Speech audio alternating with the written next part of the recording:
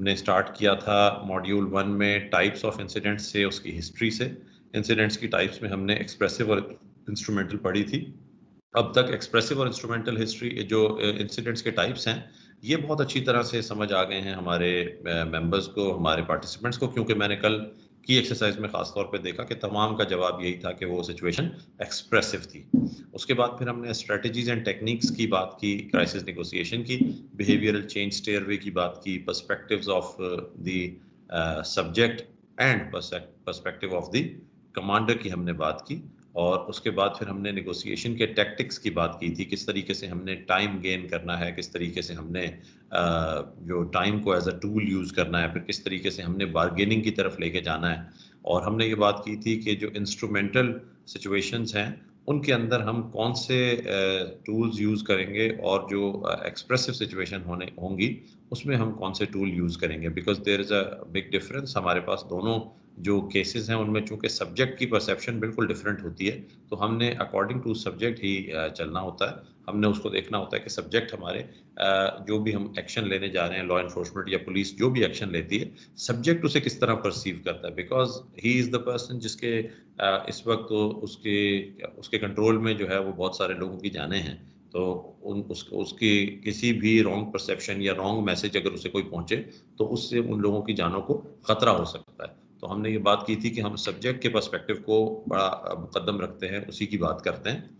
और ये भी हमने बताया था कि जो एक्सप्रेसिव सिचुएशन है इसमें टाइम बाय करें, और इसमें जो नॉन थ्रेटनिंग और नॉन जजमेंटल बात होनी चाहिए। अगर हम ये कहें कि तुमने तो बात काम गलत किया, तुम्हारा तो ये तरीका बिल्कुल गलत है, या तुम इससे कुछ हासिल नहीं कर सकोगे, तो ये इस तरह की बातें करने से हम जो है वो उसका कॉन्फिडेंस लूज करेंगे, और फिर वो उसमें एंग्जाइटी बढ़ सकती है, वो नुकसान हो सकता है उसकी वजह से। साथ साथ हमने ये भी कहा था कि रिस्ट्रेंट इज नॉट वीकनेस, यानी आप अगर जो एक्शन लेने से परहेज कर रहे हैं या इज्तनाब कर रहे हैं, तो ये कोई आपकी वीकनेस नहीं है, बल्कि ये एक बहुत स्ट्रेंथ की बात है, ये बहुत स्ट्रॉन्ग नर्व्स की बात है। और उसकी ज़रूरत होती है इस तरह करने में कि अगर आपको एक्शन लेना आपके लिए आसान हो, आपके पास एक्शन लेने की पॉसिबिलिटी ऑप्शंस मौजूद हों, you have the requisite power and force available with you, लेकिन उसके बावजूद भी आप एक्शन नहीं ले रहे और बातचीत के ज़रिए तहम्मुल का मुजाहरा कर रहे हैं। तहम्मुल का मुजाहरा करना हमेशा मुश्किल होता है, सो ये वीकनेस नहीं समझी जाती, और इसको वीकनेस समझना नहीं चाहिए कभी। इसके बाद फिर हमने बात की थी कि जो जो इंस्ट्रूमेंटल सिचुएशंस हैं उनमें जो कंटेनमेंट है या जो शो ऑफ फोर्स है वो ज़रा हाई प्रोफाइल होता है, जबकि हम अगर एक्सप्रेसिव सिचुएशन में फोर्स को शो करते हैं तो बहुत लो प्रोफाइल के अंदर उसे शो करते हैं। फिर हमने बात की थी कि जो हमारा कमांडर है, ऑन सीन कमांडर, उसको ये तमाम बिहेवियर और उसे टाइप ऑफ द इंसिडेंट और उसे पर्सपेक्टिव्स का अंदाज़ा होना चाहिए जो इस वक्त सब्जेक्ट के हैं, बिकॉज उसी ने फाइनल फैसला करना है। जो ऑन सीन कमांडर है, जो मौके के ऊपर मौजूद कमांडर है, आखिर में फैसला उसी ने देना होता है। ये किसी और की कॉल नहीं होती, ये कमांडर की ही कॉल होती है कि कब वो कहे कि बातचीत खत्म हो गई या फेल हो चुकी है, अब एक्शन की ज़रूरत है। It's always a commanders call. तो इसलिए हम उसको कहते हैं कि उसका पर्सपेक्टिव सबसे बेहतर होना चाहिए। फिर हमने नेगोशिएशंस में दो टेक्निक्स की बात की थी, एक लीनियर और एक पैरेलल। लीनियर के अंदर आपने बातचीत की और उसके बाद आपने एक्शन कर दिया, जबकि पैरेलल में आप बातचीत भी कर रहे हैं और एक्शन भी किसी तरीके से अपने इरादों और अपने जो इशारे हैं उनके ज़रिए से वाज़े कर रहे हैं कि आप एक्शन भी लेने जा रहे हैं। और साथ साथ आप ये बताते जाते हैं उसको कि अगर आपने हमारे से कोऑपरेट किया, एग्रीमेंट हमारे दरमियान हुआ, बातचीत के ज़रिए इफ़हाम व तफ़हीम हुई, उससे कितना फ़ायदा आपको हो सकता है, और अगर आपने हमारे साथ बातचीत करके इस मसले को हल ना किया तो उससे क्या नुकसान हो सकता है। सो ये चीज़ें जो होती हैं ये बेसिकली उसको एक ऐसे मोड में लाने के लिए होती हैं जहाँ पर आप उसके साथ टेबल के ऊपर बैठ के बात करें, ना कि उसको उसकी नीज़ पे या ज़मीन पे गिरा दिया जाए। ये चीज़ हमारा मकसद नहीं होता। फिर हमने टीम स्ट्रक्चर की बात की थी कि टीम किस तरह की होती है। 3 हमने उसमें बेसिक बताई थी आपको कि जो नेगोशिएशन टीम है वो उसमें प्राइमरी होता है, कोच होता है, उसका टीम लीडर होता है। फिर हमने क्राइसिस नेगोशिएशन कोऑर्डिनेटर की बात की थी, सीएनसी, जो कि बेसिकली ऑन सीन कमांडर के लिए एक तरह से सेकंड इन कमांड होता है, या उसका 2IC उसका मुशीर होता है, उसको मशवरा देता है, उसे असेसमेंट देता है, उसे जो स्ट्रेटेजिक एक्शंस आगे लेने हैं, स्ट्रेटेजिक जो लाइन फॉलो करनी है उसके बारे में एक रिकमेंडेशंस देता है कि क्या करना है, किस तरीके से करना है, ये वो रिकमेंडेशंस देता है। लेकिन ये रिकमेंडेशंस होती हैं, अमल करना या ना करना या final call again on site commander ही की होती है। स्वाट टीम्स का हमने जिक्र किया था। SWAT stands for Strategic Weapons and Tactics.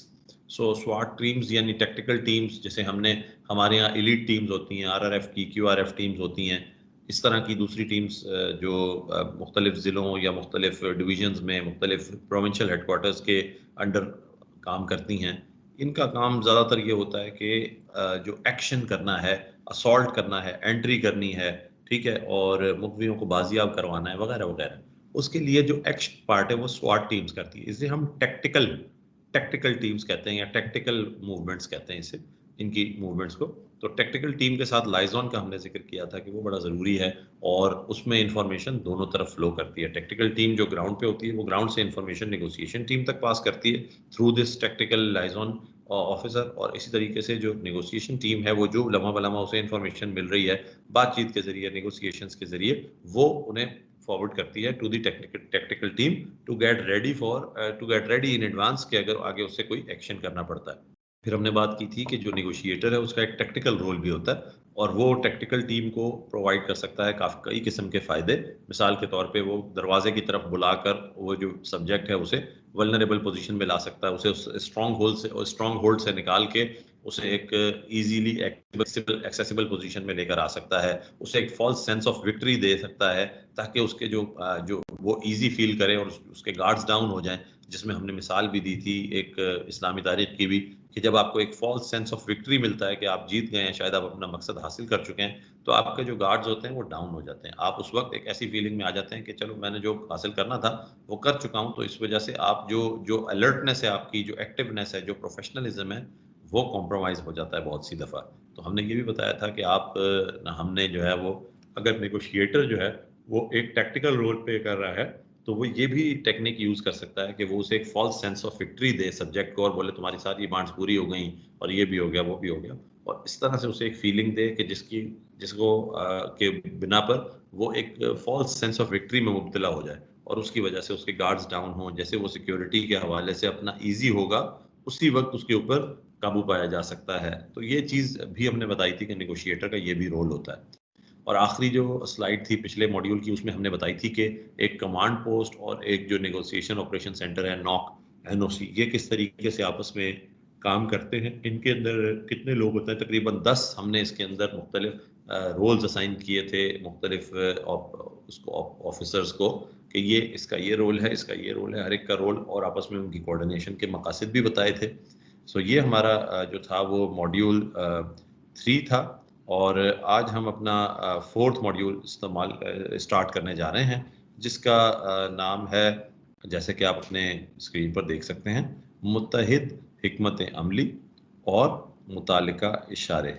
यानी अगर इंग्लिश में कहें तो यूनिफाइड स्ट्रेटजी। मुत्तहिद हिकमत अमली इज यूनिफाइड स्ट्रेटजी, यानी स्ट्रेटजी वो हो जिसमें तमाम कंपोनेंट्स एक ही सिमत में काम कर रहे हो, एक ही तरह का काम कर रहे हो, एक ही डायरेक्शन के अंदर मूव कर रहे हो।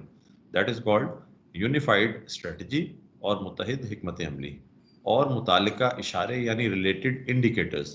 किन इंडिकेटर्स से ये पता चलेगा कि जो स्ट्रेटजी है वो यूनिफाइड है, वो मुत्तहिद है, वो यकसू है, एक ही उसकी डायरेक्शन है, एक ही उसका मकसद है, एक ही उसका पर्पज है। ये चीज़ किस तरह पता चलेगी? आज का जो हमारा मॉड्यूल 4 जो हम स्टार्ट कर रहे हैं, उसका नाम मुत्तहिद हिकमत अमली और मुतालिका इशारे। नेक्स्ट स्लाइड में हम आपको बताएंगे कि इस मॉड्यूल को पढ़ने के बाद या इस मॉड्यूल को डिस्कस करने के बाद आप क्या-क्या चीज़ें जान चुके होंगे। इस मॉड्यूल के इख्तिताम पर आप बहरान के लिए मुत्तहिद हिकमत अमली तैयार करने की सलाहियत का मुज़ाहिरा करना किसे कहते हैं या क्या होता है, ये जान जाएंगे। यानी क्राइसिस सिचुएशन के अंदर एक यूनिफाइड स्ट्रेटजी कैसे तैयार होती है, उसकी कैपेबिलिटी किस तरह से, उसकी कैपेबिलिटी क्या होती है, किस तरीके से डिफाइन होती है, उसकी एबिलिटी कैसे जाहिर करेंगे, ये आप जान जाएंगे। दूसरे नंबर पे ये जो यूनिफाइड स्ट्रेटजी है, इसको इम्प्लीमेंट करने के लिए आपको क्या इम्पोर्टेंट या क्रिटिकल एक्टिविटीज़ जो हैं उनको फॉलो करना है। क्योंकि आप अगर एक स्ट्रेटजी बना लें, तो आज आज भी हम किसी से बात कर रहे थे कि ये जो स्ट्रेटजीज होती हैं या जो जिसे टॉप लेवल पे फैसला करना कहते हैं, जैसे आपने एक सिचुएशन देखी और आपने कही भाई ये बातचीत के जरिए मसला हल करना है, तो ये तो बहुत टॉप लेवल के ऊपर एक एक एक विजन हो गया ना कि आपने ये करना है। अब इसको करना कैसे है? इसका इम्प्लीमेंटेशन मैकेनिज़्म क्या होगा? प्रॉब्लम वहीं पर होगी। वो कहते हैं कि devil lies in the details. ठीक है जी, ये वेस्ट में मुहावरा यूज करते हैं कि devil lies in the details. तो हम यूजुअली चीजों की डिटेल्स मिस करते हैं, and this is where the devil lies. यहीं पर हमारे लिए प्रॉब्लम होती है, यहीं पर कोई ऐसी चीज छुपी हुई होती है जो हमारी ये सारी प्लानिंग को फेल करने का भी सलाहियत रखती है। So devil lies in the details का मतलब ये होता है कि हमें डिटेल्स के ऊपर बहुत ज्यादा काम करना चाहिए, और डिटेल्स सबसे ज्यादा आ जाती हैं इम्प्लीमेंटेशन की। हम काम को प्लान तो कर लेते हैं, लेकिन उसे इम्प्लीमेंटेशन किस तरह करनी है उसकी, उसके ऊपर हम एक अच्छा फैसला नहीं कर पाते। ये हमारे लिए बहुत इंपॉर्टेंट है कि हमें एक अच्छा फैसला उसके हवाले से करना होता है। सो इस बात का हमें पर्सनली ख्याल रखना बहुत ज़रूरी है। इसको हम यहाँ पर सीखेंगे कि इनको हम कैसे, ऐसी कौन सी एक्टिविटीज़ करेंगे जिसके ज़रिए यूनिफाइड स्ट्रेटजी जो है वो इम्प्लीमेंट भी हो सके। फिर उसके बाद जो एक नेगोशिएशन का प्रोसेस है, देखिए ये एक सब्र आज़मा प्रोसेस है। जैसे हमने बताया, ये चंद घंटों से चंद दिनों तक भी मुहित हो सकता है। अब आप सोच लें कि चंद दिनों पर मुहित अगर नेगोशिएशन का प्रोसेस चल रहा है, तो उसके अंदर किस कदर प्रेशर होगा, किस कदर नर्व्स का टेस्ट होगा। ऐसे में आपको अगर इस किस्म का कोई सूरत हाल का सामना होता है जिसमें एक बहुत प्रोलॉन्ग्ड आपका एक्शन, आपका नेगोशिएशन का जो प्रोसेस है वो चलता है, तो इस दौरान अक्सर व बेशतर ये ख्याल भी पैदा होता है कि आया ये जो नेगोशिएशन हम कर रहे हैं ये सही सिमत में जा रही है या नहीं जा रही। आया जो नेगोशिएशन का प्रोसेस हम अंडरटेक कर रहे हैं, आर वी प्रोग्रेसिंग रियली और नॉट। हम प्रोग्रेस भी कर रहे हैं या नहीं कर रहे हैं, और प्रोग्रेस हम राइट डायरेक्शन में कर रहे हैं या रॉन्ग डायरेक्शन में कर रहे हैं। बिकॉज आपने हमेशा आप देखें, ये एक छोटी सी मिसाल है कि अगर आपको यहाँ आपको कोयटा से कराची के लिए आना हो या कराची से कोयटा के लिए जाना हो, तो दरमियान में माइलस्टोन्स होते हैं। आपको पता है कि ये हर माइलस्टोन पे लिखा होता है कोयटा से आते हुए कि जी Karachi 700 kilometre, Karachi 500 kilometre, Karachi 400 kilometre. आप जैसे जैसे आ रहे हैं, आप माइलस्टोन्स अचीव करते जा रहे हैं, तो you are actually having the sense कि मैं राइट डायरेक्शन में जा रहा हूँ, मेरी प्रोग्रेस पॉजिटिव है। और आपको थोड़ी थोड़ी देर बाद वो जो रोड पे बड़े साइंस नजर आते हैं, डिस्ट्रैक्ट डाइवर्शंस नजर आती हैं, वो ये बताती हैं कि आप इस तरफ जाएंगे तो आप उस डेस्टिनेशन की तरफ जाएंगे, और अगर आप सीधे चले तो आप कौन सी डेस्टिनेशन की तरफ जाएंगे। इसी तरीके से ये जो प्रोसेस है नेगोशिएशन का, इसमें बज़ाहिर तो हमारे पास ऐसे कोई लैंडमार्क्स नहीं है। बात चलते चलते कब खराब हो जाएगी हमें तो नहीं पता। ये बात जो इतनी सारी चल रही है, ये इससे आया कोई नतीजा भी निकलेगा ये भी हमें नहीं पता। इसके लिए यहाँ थोड़े से इसके ऊपर काफ़ी सारी ब्रेनस्टॉर्मिंग करके कुछ चंद ऐसे इशारे बताए गए या ऐसे इंडिकेटर्स बताए गए। इंडिकेटर्स ऐसे बताए गए जिनसे आपको ये पता चलेगा कि जो नेगोशिएशन का प्रोसेस आप अपना रहे हैं या जो नेगोशिएशन का अमल आप करते चले जा रहे हैं, उससे आपको कोई पॉजिटिव प्रोग्रेस हो रही है या नहीं हो रही, उससे आपको फायदा हासिल हो रहा है या नहीं हो रहा। ये एक मकसद है इस एक्सरसाइज में जो अभी आपको हम इस मॉड्यूल में आगे लेकर चलेंगे। तो ये भी एक टास्क है इसमें, और ये भी चीज़ आपकी लर्निंग में आएगी। फिर उसके बाद जो नेगोशिएशंस हैं, नेगोशिएशन की सक्सेस का पैरामीटर क्या है, नेगोशिएशन की सक्सेस का पैरामीटर क्या है, इसके ऊपर हम बात करेंगे। देखें, एक तो आम मोटी सी बात जहन में ये आती है कि आप नेगोशिएशंस कर रहे हैं अगर किसी मैटर को सॉल्व करने के लिए, तो आपके जहन में ये सिंपल सी बात आती है, नेगोशिएशन सक्सेसफुल कब होगी? जब बातचीत के जरिए मसला हल हो जाए, जब सिर्फ बातचीत करके ही मसले को हल कर लिया जाए, आया मान लिया जाए या मनवा लिया जाए, कन्विंस कर लिया जाए, या बार्गेन करके कुछ लो कुछ दो की पॉलिसी के तहत मसले को डिफ्यूज कर दिया जाए। आपके नज़र में तो यही एक बात आती है आमतौर पे कि जी मुज़ाकरात की कामयाबी तो इसी को कहते हैं। लेकिन मुज़ाकरात की कोशिशों का जो कामयाबी का मयार है वो इससे मुख्तलिफ है। वो इससे मुख्तलिफ इस तरह से है कि उसमें बहुत सारे और फैक्टर्स भी होते हैं जिनको हम अकाउंट फॉर करते हैं। तो ये इस मॉड्यूल के आखिर में आप देखेंगे कि आप जो सादा सी बात और बड़ा सिंपल टर्म्स में ये कहते हैं कि भाई अगर नेगोशिएशंस हो रही हैं, तो सिंपल सी बात है वो कामयाब उसी वक्त कही जाएंगी जब नेगोशिएशंस के एंड में आपका मकसद हासिल हो जाए। और नेगोशिएशंस इस वजह से कामयाब कहलाएंगी कि आपने जो चाहा था वो आपने कर लिया, और आप सिर्फ नेगोशिएशंस करके ही सिचुएशन को डिफ्यूज करने में काबिल हो गए, डिफ्यूज करने के काबिल हो गए। वहाँ कोई जानी नुकसान नहीं हुआ, वहाँ कोई माली नुकसान नहीं हुआ, वहाँ किसी की जान नहीं गई, और कोई एक्शन भी नहीं करना पड़ा। तो आप कहते हैं कि भाई नेगोशिएशंस कामयाब हो गई। ठीक है, दोनों फरीकैन जो है वो राजी हो गए, और इसको आप नेगोशिएशन की कामयाबी समझते हैं, सिर्फ और सिर्फ जबकि इसके अलावा भी कामयाबी के मुख्तलिफ पैरामीटर्स हैं। तो उनको हम इस जो एक्सरसाइज है, इस मॉड्यूल 4 की, इसके एंड में आपसे हम शेयर करेंगे। सो चलते हैं अपनी नेक्स्ट स्लाइड की तरफ, जिसमें हम यूनिफाइड स्ट्रेटजी या मुत्तहिद हिकमत अमली है क्या, इसके ऊपर बात करेंगे। देखिए, हम पुलिस में इन्वेस्टिगेशंस करते हैं। आप सभी लोग जो पुलिस ऑफिसर्स हैं, आप में से कई माशाल्लाह एसएचओज रह चुके हैं, डीएसपीज हैं, एसपी साहिबान हैं आप में से। तो आप लोग ये जानते होंगे, और फील्ड में अगर एसएचओ नहीं भी रहे हैं तो वो इन्वेस्टिगेशन में इन्वेस्टिगेटिंग ऑफिसर के तौर पे काम कर चुके हैं। अच्छी इंपॉर्टेंट पोजीशंस के ऊपर तमाम लोग काम कर चुके हैं। आप लोग ये जानते हैं कि पुलिस इन्वेस्टिगेशन जो होती है उसके अंदर एक फ्रेज यूज करते हैं हम, और वो बड़ा एक टाइम टेस्टेड फॉर्मूला है, गुड कॉप बैड कॉप।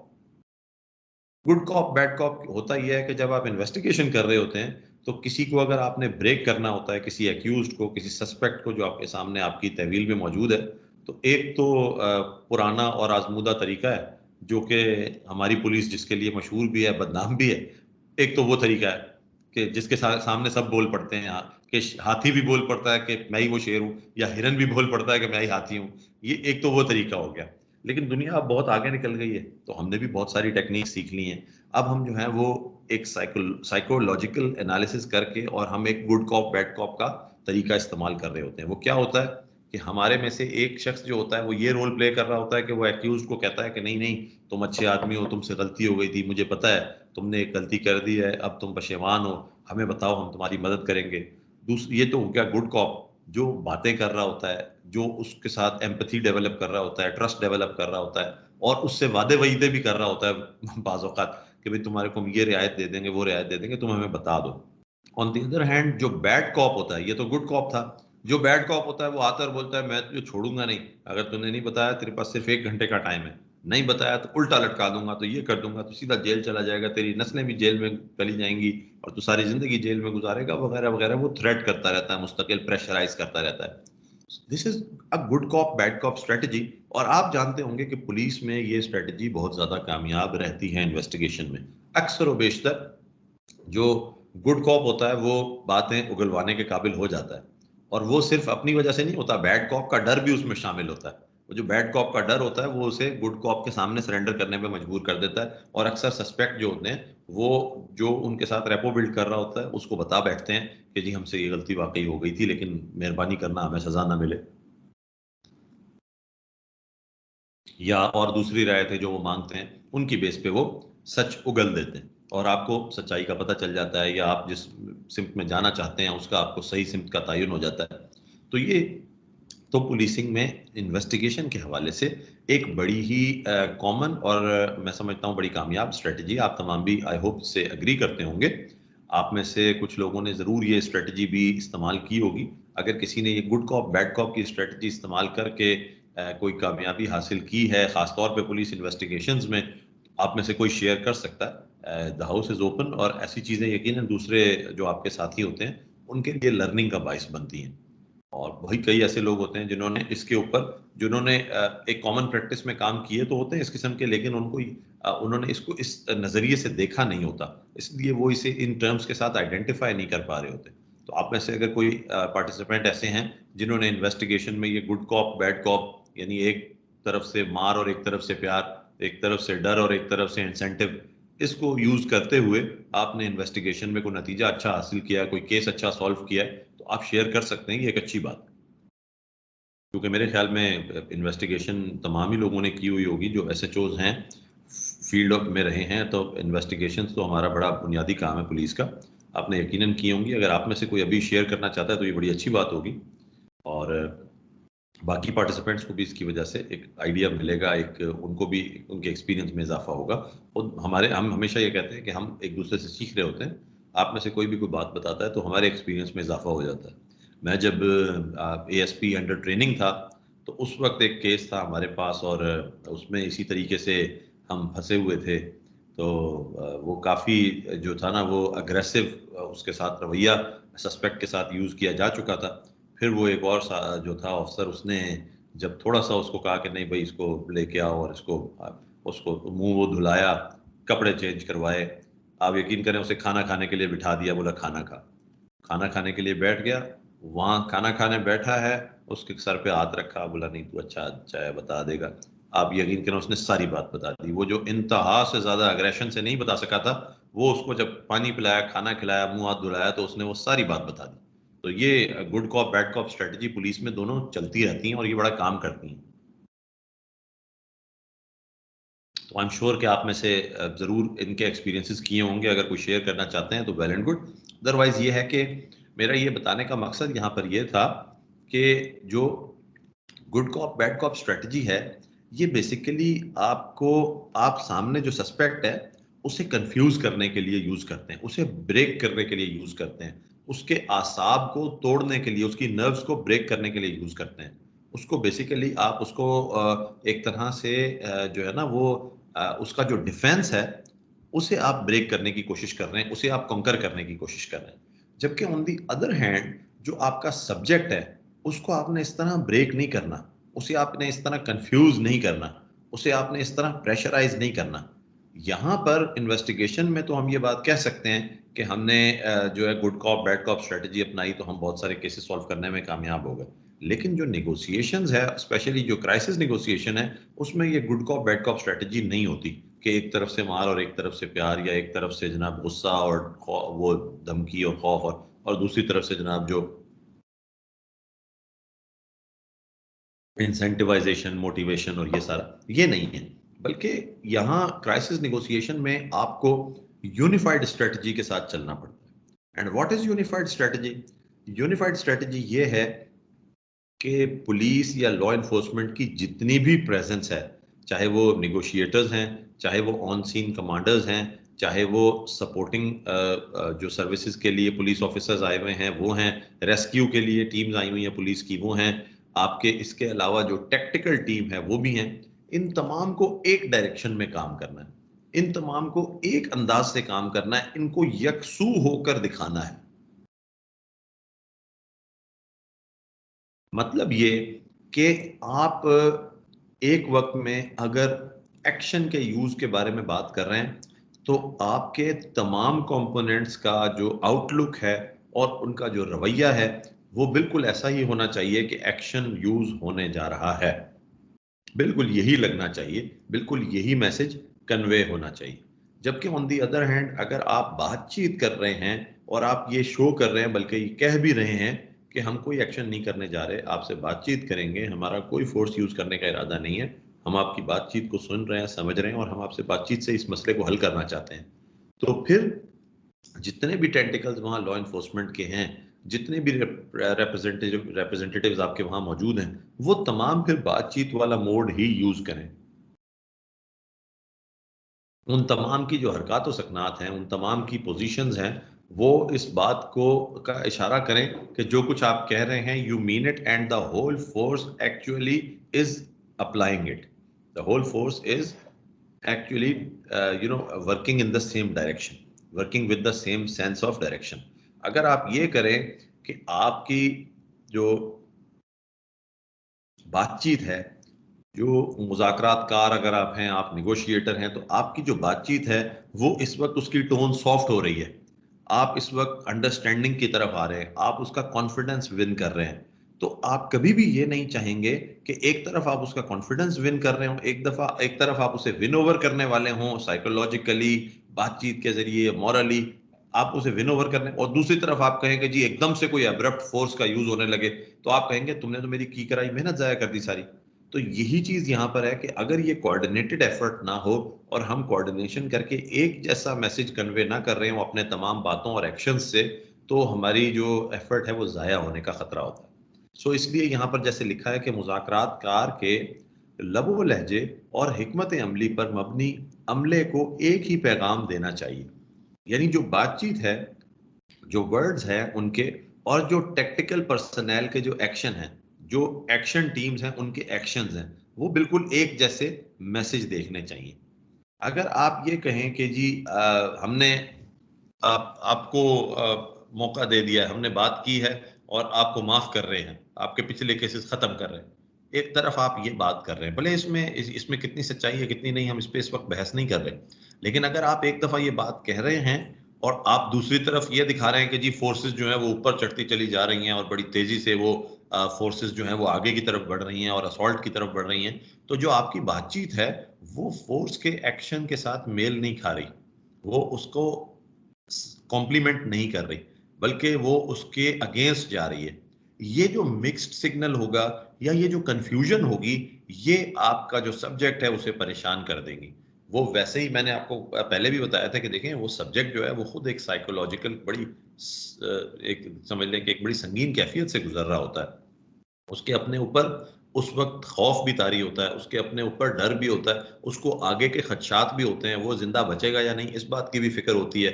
जिस बात के लिए, जिन कामों के लिए, मुतालबात के लिए वो ये सारा पैनिक मोल ले रहा था, ये सारा खतरा मोल ले रहा था, वो मिलेंगे या नहीं, इसका भी उसके ऊपर प्रेशर होता है। सो वो बहुत इस वक़्त थ्रेटन्ड, बहुत फ्राइटेंड, बहुत स्केयर्ड, बहुत परेशान होता है। इस तरह नहीं होता कि he is in total command, भले वो शो करने की कोशिश कर रहा हो, लेकिन आप जो अगर अच्छी एनालिसिस कर सकते हैं, आप में अच्छी एनालिटिकल कैपेबिलिटीज़ हैं, स्पेशली जो ह्यूमन जो बिहेवियर है और ह्यूमन साइकोलॉजी है उसको समझते हैं, तो आप उसकी हरकत व सकनात, उसकी बातचीत, उसके अल्फाज, उसकी बॉडी लैंग्वेज, उसके टोन, टेनर, इन चीज़ों से आप अंदाज़ा कर लेंगे कि वो किस कदर परेशान है, खुद भी कितनी एंग्जायटी से गुजर रहा है। उस वक़्त ऐसे सिचुएशन के अंदर अगर आप उसे मज़ीद डराएँगे, अगर आप उसे इस तरह की कन्फ्यूजन का शिकार कर देंगे कि एक तरफ आप कह रहे हैं कि बस मैंने फैसला कर लिया, अब आपके खिलाफ कोई एक्शन नहीं होगा, कोई बात आपके साथ कोई कोई ज़ोर ज़बरदस्ती नहीं की जाएगी। एक तरफ आप ये कर रहे हैं और आपके पीछे नज़र आ रहा है कि जी अभी-अभी 2 ट्रक आए हैं, उनमें से टीमें नीचे कूद रही हैं, उनके पास बड़े-बड़े वेपन्स हैं, शील्ड हैं और वो जनाब आगे की तरफ बढ़ रही हैं। तो आप कह क्या रहे हैं और पीछे या बराबर में हो क्या रहा है आपके? ये चीज़ें एक-दूसरे से मैच नहीं कर रही। तो इस वक़्त तो ऐसे में आपका ये जो मैसेज है, इससे कोई फ़ायदा हासिल नहीं होगा। इसीलिए ये कहता है कि बैक वक़्त ताकत के मुज़ाहिरे से और गैर धमकी आमेज़ मुज़ाकरात को नुकसान पहुँच सकता है। अगर आप नॉन थ्रेटनिंग नेगोशिएशन कर रहे हैं, यानी आप उससे कह रहे हैं कि बातचीत करते हैं, आपका मसला सुनते हैं, आपके मसले को समझ के हल करने की कोशिश करते हैं, हम आपके साथ हैं, वगैरह-वगैरह इस किस्म की आप बातें कर रहे हैं और दूसरी तरफ आप जो ताकत है, जो शो ऑफ फ़ोर्स है, वो भी बढ़ाते चले जा रहे हैं। वो बढ़ा रहे हैं और यहाँ बातचीत कर रहे हैं, तो ये दोनों चीज़ें एक-दूसरे के साथ कोऑर्डिनेट नहीं कर रही। इन चीज़ों यही वो चीज़ें जिनकी वजह से जो आपका सब्जेक्ट है, वो कन्फ्यूज़न में आकर परेशान होकर या फ्रस्ट्रेशन में आकर, एंग्ज़ायटी में आके कोई गलत कदम उठा सकता है और आपको फिर बाद में हमेशा नुकसान रहेगा कि ये मैंने क्यों किया? जबकि आपका इरादा भी नहीं था एक्शन करने का या एक्शन की वो यूज़ करने का, फ़ोर्स यूज़ करने का। तो जब आपका इरादा ही नहीं था फ़ोर्स यूज़ करने का, तो आपको उसी हिसाब से मूव भी करना चाहिए था। आपको उसी हिसाब से उसे मौका भी देना चाहिए था। अगर आप वो मौका नहीं दे पाए, तो ये तो एक नुकसानदेह बात है। इसलिए ये समझने की ज़रूरत है कि अगर आप कभी भी नॉन थ्रेटनिंग नेगोशिएशंस कर रहे हैं, ऐसी नेगोशिएशन कर रहे हैं जिसमें आप धमकियाँ नहीं दे रहे, बल्कि आप इफ़हाम-ओ-तफ़हीम की, अंडरस्टैंडिंग की बात कर रहे हैं, म्यूचुअल अंडरस्टैंडिंग की बात कर रहे हैं, तो वहाँ पर फिर आपका जो अमला है, जो स्पेशली जो टेक्टिकल फ़ोर्स है, ऑपरेशनल फ़ोर्स है, असॉल्ट टीम्स हैं, उनको भी ये मैसेज बड़ा क्लियरली कन्वे होना चाहिए। और एक्सक्यूज़ मी, यहाँ आपको उसकी अहमियत का अंदाज़ा होगा जो हमने कल लास्ट स्लाइड के अंदर अपना जो नेगोशिएशन ऑपरेशन सेंटर एनओसी था, उसमें हमने टैक्टिकल लाइज़ॉन के लिए एक ऑफ़िसर आपको दिखाया था।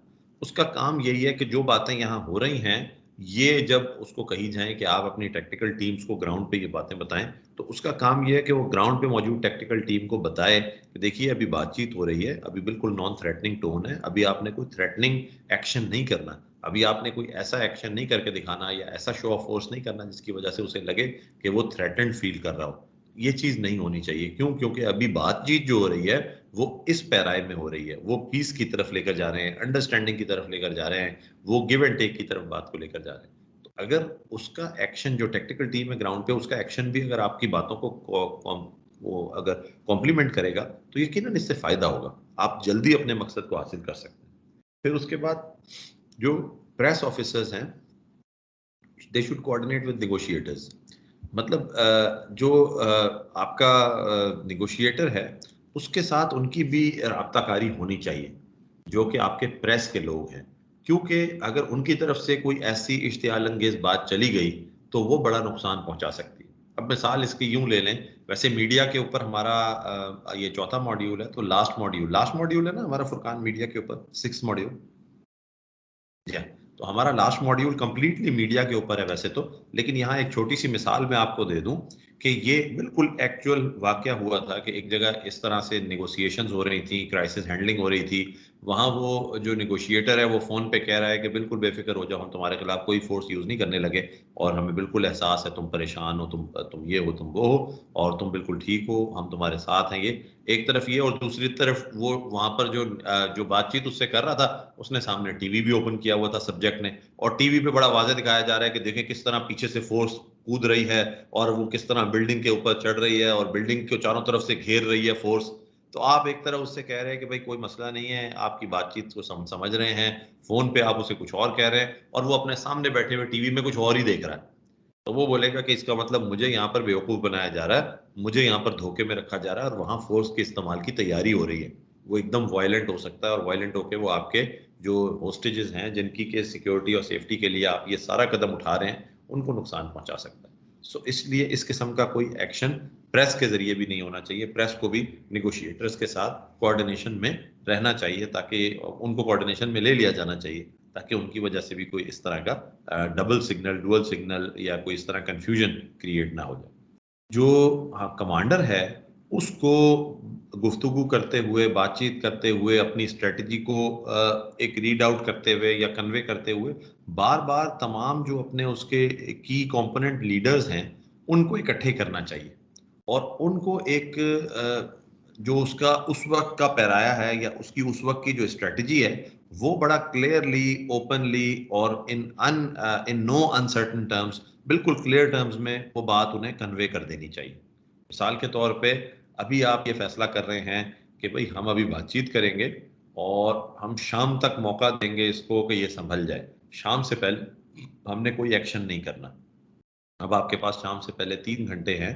आप ये इरादा कर चुके हैं कि हम बातचीत करेंगे, और शाम तक का इसे मौका देंगे कि ये सब्जेक्ट जो है ये हमारी बात को माने, हमारी बात की तरफ आमादा हो जाए, वगैरह-वगैरह। और इस दौरान हम कोई एक्शन नहीं लेंगे।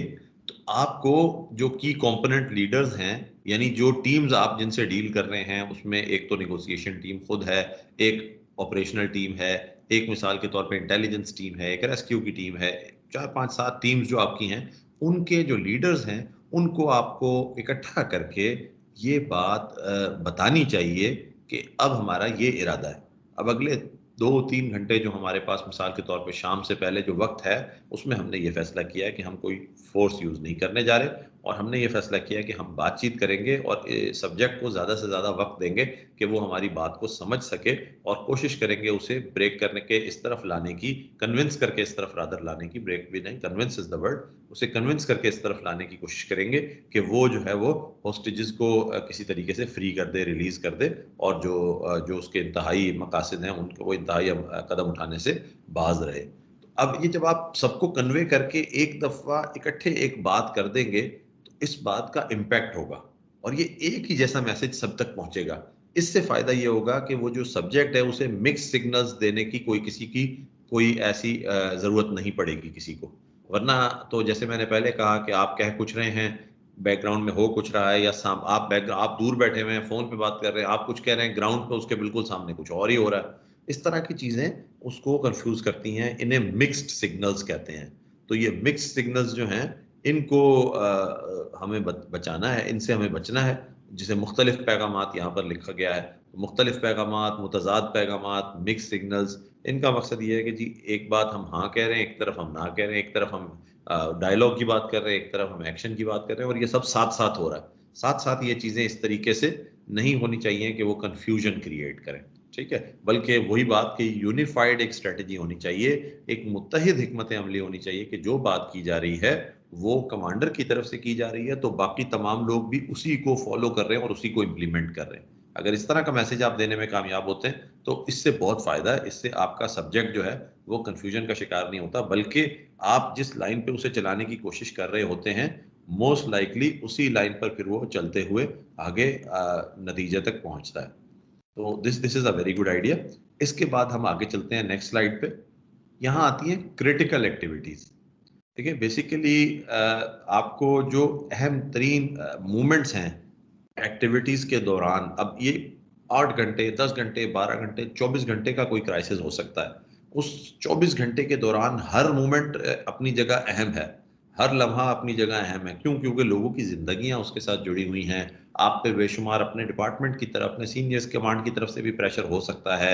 आपके ऊपर मीडिया का प्रेशर है, पब्लिक का प्रेशर है, गवर्नमेंट का आपके सीनियर्स पे भी प्रेशर है।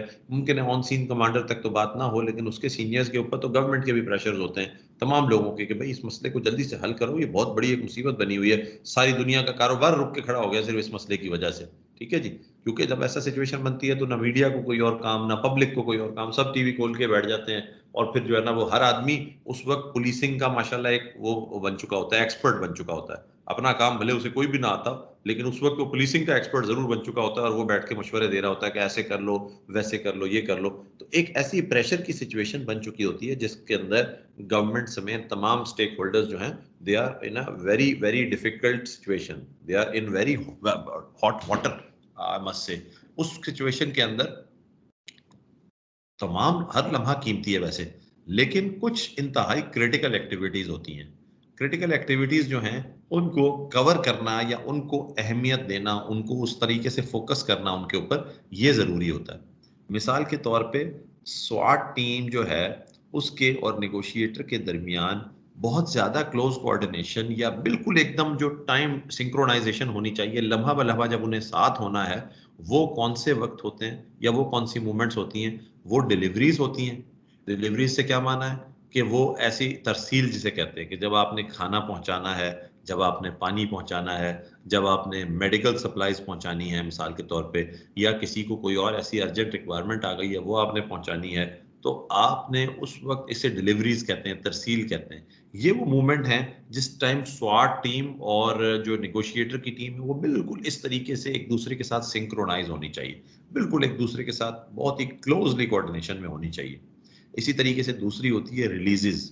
आपके पास अगर 4 सरे वो हैं, होस्टेजेस हैं आपके सब्जेक्ट्स के पास, तो सब्जेक्ट बाज़ औक़ात ऐसा करते हैं कि उनमें से 1 आधे को सरेंडर, अपने 1 आधे को रिलीज़ कर देते हैं। वो रिलीज़ करने की वजह ये होती है 1-2 को रिलीज़ करने की, कि उससे आपने जब कोई बात मनवाई होती है, आपने उसकी कोई बात मानी होती है और आप आगे कंडीशन लगाते हैं कि भई तुम भी ये मानोगे हमारी बात, एक बंदे को तुमने छोड़ना है, अगर हम तुम्हारा ये काम करते हैं तो फिर तुमने दूसरे बंदे को छोड़ना है। तो फिर ये स्टेप बाय स्टेप जब प्रोग्रेस हो रही होती है, तो बाज़ औक़ात ऐसा होता है कि आपकी जो रिलीज़ दरमियान में, इस ऑनगोइंग क्राइसिस के बीच में एक-एक करके लोग रिलीज़ भी होना शुरू हो जाते हैं। तो ये जो रिलीज़ वाला मूवमेंट है, ये भी ऐसा मूवमेंट है जिस पे स्वाट टीम यानी टेक्निकल टीम और जो नेगोशिएटर्स हैं, मुज़ाकरातकार जो हैं आपके, इनके दरमियान बहुत ही ज़्यादा क्लोज़ कोऑर्डिनेशन होनी चाहिए। और तीसरा मूवमेंट जो लास्ट है सरेंडर का, अगर वो सरेंडर करने जा रहा है, तो उस मूवमेंट के ऊपर भी आपकी कोऑर्डिनेशन बड़ी क्लोज़ होनी चाहिए। किसी ने मिसाल दी थी 2-1 दिन पहले कि जो इस्लामाबाद वाला वाक़या था, सिकंदर वाला, उसके अंदर जो है वो एक प्राइवेट एक एक जो है वो लॉ एनफोर्समेंट से हट के एक और साहब थे, वो पब्लिक रिप्रेजेंटेटिव थे। उन्होंने एक जो है ना वो एडवेंचर कर लिया था वहाँ पर। तो ये एडवेंचर्स या इस किस्म के कोई और एडवेंचर्स उस वक़्त होते हैं जब ये कोऑर्डिनेशन नहीं होती। जो बात मैं आपसे कहने का मकसद, इस बात को रिपीट करने का मकसद ये है कि आप लोग ये सुनते हुए ज़रूर सोच सकते हैं कि भई कोऑर्डिनेशन तो हर काम में ही ज़रूरी होती है। कोऑर्डिनेशन तो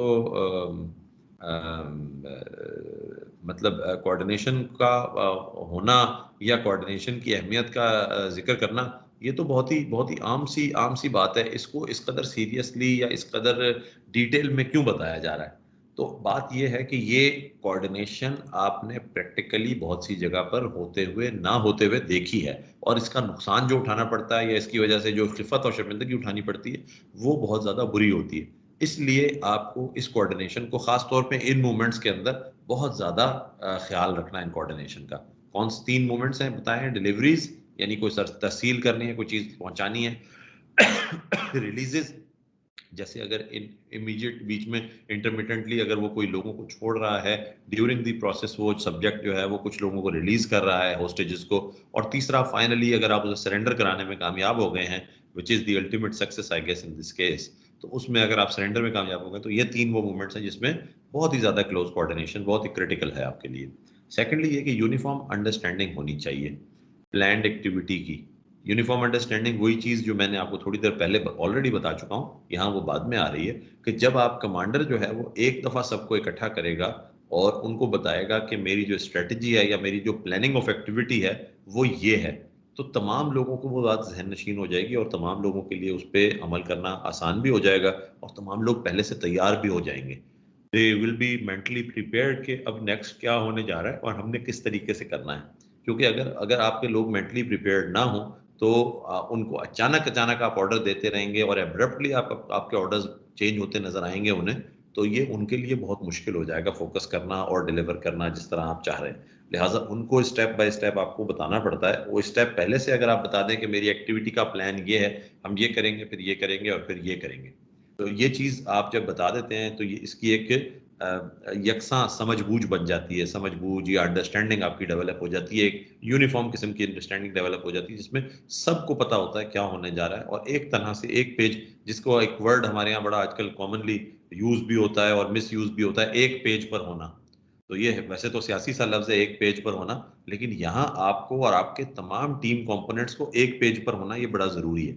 एक पेज पर होने का मतलब ये, सिचुएशन के बारे में आप लोगों की अंडरस्टैंडिंग एक जैसी होनी चाहिए, आगे जो एक्शन करने जा रहे हैं उसकी स्ट्रेटजी क्या है वो एक जैसी होनी चाहिए और उस एक्शन में जो इम्पोर्टेंट एक्टिविटीज़ हैं वो कब और क्या होनी है, उसके बारे में आपकी जो राय है या आपकी जो मालूमात हैं वो एक जैसी होनी चाहिए। तब इसको हम कहेंगे कि ये यूनिफ़ॉर्म अंडरस्टैंडिंग है। फिर उसके बाद जो टाइमिंग है, वो मुताबिकत पज़ीरी उसमें या सिंक्रोनाइज़ेशन बहुत ज़रूरी है। जैसे मैंने पहले कहा कि एक ही मोमेंट के ऊपर ये काम होना है, तो उसी मोमेंट पे ये काम होगा। अगर आपकी दूसरी, तीसरी लेयर्स और टियर्स ने ये काम खराब कर दिया, टाइमिंग आगे-पीछे कर दी, टाइमिंग मिसमैच आ गया, तो आपके नज़दीक तो मुमकिन है ये एक छोटा-सा प्रोफ़ेशनल एरर हो। आपके नज़दीक ये मुमकिन है एक छोटा-सा प्रोफ़ेशनल एरर हो, लेकिन आपका सब्जेक्ट जो वैसे ही डरा हुआ है, जो आपके साथ एतमाद भले उसको है, लेकिन 100% एतमाद तो उसको नहीं हो सकता। वो बार-बार बेएतमादी में भी चला जाता है, वो बार-बार कॉन्फिडेंस जो है उसका शेक होने लगता है, due to his own situation. वो सिचुएशन ही ऐसी है जिसमें कोई भी आदमी जो है वो एक स्टेबल कॉन्फिडेंस के साथ बड़ा मुश्किल है उसका रहना। तो बार-बार उसका कॉन्फिडेंस भी लूज़ हो रहा है या शेक हो रहा है। ऐसे में अगर आप जो है वो कोई ऐसा सिग्नल दें कि ये काम होने जा रहा था, होते-होते अचानक रुक गया, तो ये कितना ज़्यादा ट्रबल क्रिएट कर सकता है, उसके लिए कितनी एंग्ज़ायटी क्रिएट कर सकता है, जो आपका सब्जेक्ट है उसके लिए। तो इसलिए इनकी सिंक्रोनाइज़ेशन, इनकी जो टाइमिंग्स हैं, वो एक जैसी होना, मुताबिक पज़ीर होना एक-दूसरे से, ये बहुत ज़रूरी है। तो आपने सिंक्रोनाइज़ेशन ज़रूर रखनी है और जो जो प्लान करें एक्टिविटी को, उसका टाइम बड़ा वाज़ेह रखें और उस टाइमिंग को ज़रूर फ़ॉलो करें। Next slide. इसके अंदर हम इस्लामाबाद वाला वाक़या करते हैं। इस्लामाबाद वाले वाक़ये का ज़िक्र करते हैं। इस्लामाबाद का वाक़या जिसके बारे में हमने यरगमाली वाक़ये की बात की है। बेसिकली हम ने आपसे थोड़ी देर पहले एक वाक़या बताया था जो कि सिकंदर वाला वाक़या था और हमने उसका पहले भी ज़िक्र किया था। अगर सिकंदर वाला वाक़या आप में से किसी को याद है, तो थोड़ा-सा इसकी ब्रीफ़ हमसे शेयर करें, फिर हम आपसे बात करते हैं कि इसमें हम क्या इम्पोर्टेंट एक्टिविटीज़ थी जो की जानी थी या की जानी चाहिए थी और वो हमारे आपके ख़्याल से वो मिस हो गई। आप लोगों को सबको सिकंदर का वाक़ये के बारे में थोड़ा बहुत याद होगा, कल-परसों मैंने उसका ज़िक्र भी किया था। अगर आपको उस हवाले से याद है, तो थोड़ा-सा उसको रिव्यू करें, ताकि हम फिर उसके बारे में आपसे थोड़ी-सी बात कर सकें कि इसमें हमसे यानी जो भी वहाँ मौजूद थे, उनसे कौन से ऐसे अमल थे या कौन से ऐसे इंडिकेटर्स थे, कौन सी ऐसी क्रिटिकल एक्टिविटीज़ थी, जो कि सही तरीके से हैंडल ना हो सकी। No problem. ये जो पिक्चर आपके सामने है इस वक़्त, इसी को अगर हम देख लें, ये पिक्चर हमारे तमाम पार्टिसिपेंट्स को याद आ जाता होगा इस पिक्चर को देख के, कि ये सिकंदर वाला जो वाक़या हुआ था, ये किस तरीके से हुआ था। इस्लामाबाद के अंदर 2013 में, और जिसका जो है वो नतीजा 2017 में निकला। 2017 में जो है वो अदालत ने इस इंसिडेंट के हवाले से फैसला दिया था। लेकिन ये 2013 में जो वाक़या हुआ था, इस हवाले से आपको याद होगा कि ये शख्स सिकंदर जो था, ये अपनी फैमिली के साथ यहाँ पर आ गया था और इसने एक इंतहाई संगीन किस्म का क्राइसिस क्रिएट कर दिया था and it continued for a few hours. इसके अंदर क्या क्रिटिकल ऐसी इंसिडेंट्स थे, क्या क्रिटिकल ऐसी एक्टिविटीज़ थी, जो कि की जा सकती थी या जिसको अगर कोऑर्डिनेशन के ज़रिए किया जाता। जैसे हमने 3-4 किस्म की क्रिटिकल एक्टिविटीज़ का ज़िक्र किया था। एक हमने आपसे कहा था कि कोई डिलिवरीज़ देना, ठीक है? कुछ खाना, पानी वगैरह चीज़ें पहुँचाना, मेडिकल एड वगैरह पहुँचाना। दूसरे नंबर पे हमने कहा था कुछ रिलीजेस होना, तीसरे नंबर पे हमने कहा था सरेंडर होना, ठीक है, या एक्शन का इस्तेमाल भी एक क्रिटिकल एक्टिविटी हो सकता है। तो यहाँ इस वाक़ये से रिलेटेड आपके ज़हन में कौन सी क्रिटिकल एक्टिविटीज़ आती हैं कि वो यहाँ होनी चाहिए थी, या इसके हैंडलिंग के हवाले से ओवरऑल आपके ज़हन में कौन से ऐसे स्टेप्स आते हैं? उन स्टेप्स को क्रिटिकल एक्टिविटीज़ के साथ हम खुद रिलेट कर लेंगे भले, लेकिन आपके ज़हन में कौन से ऐसे स्टेप्स आते हैं जो होने चाहिए थे, या जिनमें आपको लगता है कि गलती हुई? अच्छा सर, इसमें हम इसको वो जो डीलिंग टैक्टिक्स की आप बात कर रहे थे कि इसको हम एग्ज़ॉस्ट अगर करते हैं, उसके मुज़ाकरात के ज़रिए उसको थोड़ा टाइम गेन करने की कोशिश अगर कर लेते थे, तो वो थोड़ा-सा वो थक जाता, या वो भी इंसान है, उसको नींद भी आ सकती थी। तो इस तरीके से अगर हम उसको थोड़ा एंगेज रखते थे काफ़ी देर तक, हुँ, तो हुँ। वो भी एक ऑप्शन था अगर उसकी तरफ से कोई डेडलाइन ना आया होगा। वो मेरे ख़्याल से कोई डेडलाइन तो नहीं दिया था कि भाई इतने टाइम तक अगर आपने मेरा मुतालबा नहीं माना तो मैं ये करूँगा। हुँ। वैसे अगर हम एंगेज अगर कर लेते थे मज़ीद, वो एक बेस्ट सॉल्यूशन था। वो सो जाता था और उसमें फिर हम उसको काबू कर सकते थे। या कोई ऐसा कोई गैस जिस तरह टियर गैस वग़ैरह होता है, इस तरह के एक गैस अगर हम छोड़ देते थे, जो मतलब नींद आवर कोई इसको नींद दिला सकता हो। लेकिन वो तो हमारे पास अवेलेबल नहीं होगा मेरे ख़्याल में, कोई सिक्योरिटी फ़ोर्सेस के पास, कि कोई ऐसा स्प्रे अगर हम कर लेते इंटेंशनली, ताकि उसको वो महसूस भी ना हो और उसको नींद भी आ सकता हो। बकाया जो खुराक वाला है कि खुराक हम उसको, लेकिन वो तो ट्रेंड बंदा था इतना, हमारे हाथ का दिया हुआ खाना या पानी या खुराक वो तो नहीं ले सकता था। तो ये टाइम अगर हम थोड़ा उसको एंगेज रखते थे मुज़ाकरात में, तो ये एक अच्छा ऑप्शन था। या इसकी बात मान लेते थे, जिस तरह मैंने पहले भी कहा था, जो भी इसका मुतालबात था वो मान लेते थे कि ठीक है, मान लेते हैं आपका जो भी वो है। तो वो अगर एग्री हो जाता तो बाद में हम उसको कवर कर लेते थे। मेरे ख़्याल में तो ये इसका एक हल था पॉसिबल। बिल्कुल ठीक है, अच्छी बात है। दूसरा कोई और? सो ये जो उस्मान साहब ने बात कही है, ये बात भी बिल्कुल ठीक है कि आप अगर ऐसे किसी केस में डिले टैक्टिक्स यूज़ करें, तो यकीनन ये डिले टैक्टिक्स से मसला काफ़ी हद तक बेहतर हो सकता है। बाज़ औक़ात सिर्फ़ टाइम ही आपके पास एक ऐसा टूल होता है जिसको आप यूज़ करके अपना मकसद हासिल कर सकते हैं। Time is the only and the most important tool, जो हमने पहले भी पढ़ा था, और हम इसमें अक्सर जल्दबाज़ी का मुज़ाहिरा करते हैं। अच्छा, इसकी जो प्रॉब्लम ये था इस केस में कि जो इसकी जो डिमांड्स थी, वो कुछ बड़ी जिसको हमने कहा ना, ये क्योंकि ये कौन-सी सिचुएशन थी? ये तो आप तमाम बता सकते होंगे कि ये कौन-सी सिचुएशन थी? ये आया एक इंस्ट्रूमेंटल टाइप की सिचुएशन थी, या एक एक्सप्रेसिव सिचुएशन? ये जो सिकंदर का वाक़या हुआ था इस्लामाबाद में, ये इंस्ट्रूमेंटल सिचुएशन थी या एक्सप्रेसिव सिचुएशन ये थी? सर इंसान इंसान जी। इंस्ट्रूमेंटल, ये मेरे ख्याल में एक्सप्रेसिव इंस्ट्रूमेंटल सर था। वो सिचुएशन थी। एक्सप्रेसिव सिचुएशन थी, बिल्कुल एक्सप्रेसिव नहीं, सिचुएशन थी। और एक्सप्रेसिव जी, एक्सप्रेसिव सिचुएशन थी, क्योंकि एक्सप्रेसिव सिचुएशन का इसमें ये जो है वो ज़्यादातर अपना कैथार्सिस कर रहा था।